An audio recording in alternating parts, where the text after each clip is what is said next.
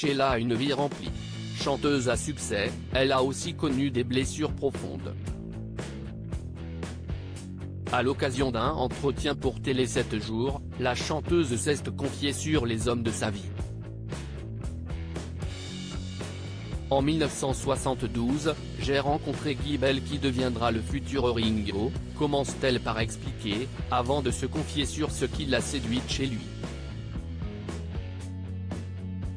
Grand, brun, ténébreux. Je le trouvais beau. Entre nous, tout est allé très vite. Nous nous sommes mariés le 13 février 1973. Une énorme cérémonie incroyablement médiatisée.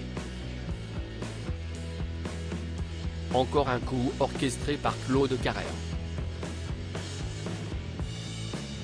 Plus tard, nous avons enregistré Laisse les gondoles à Venise, un tube qui s'écoulera à 600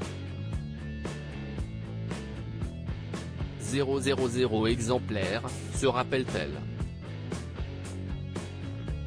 Mais ce qui restera gravé à jamais dans sa mémoire, c'est la naissance de son fils, Ludovic Chancel. Mais le plus beau moment de ma vie fut la naissance de Ludovic, le 7 avril 1975.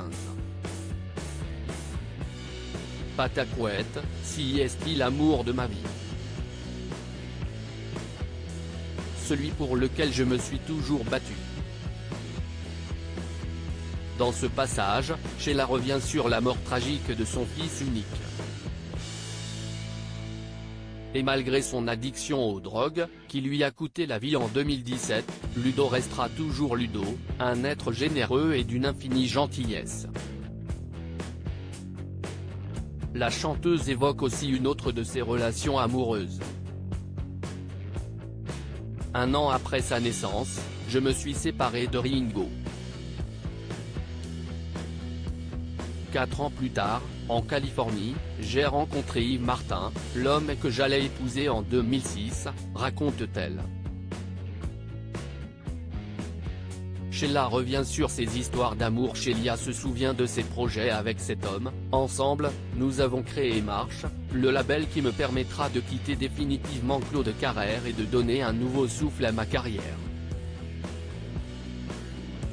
Une vie remplie pour cette femme qui n'a pas été épargnée par les blessures.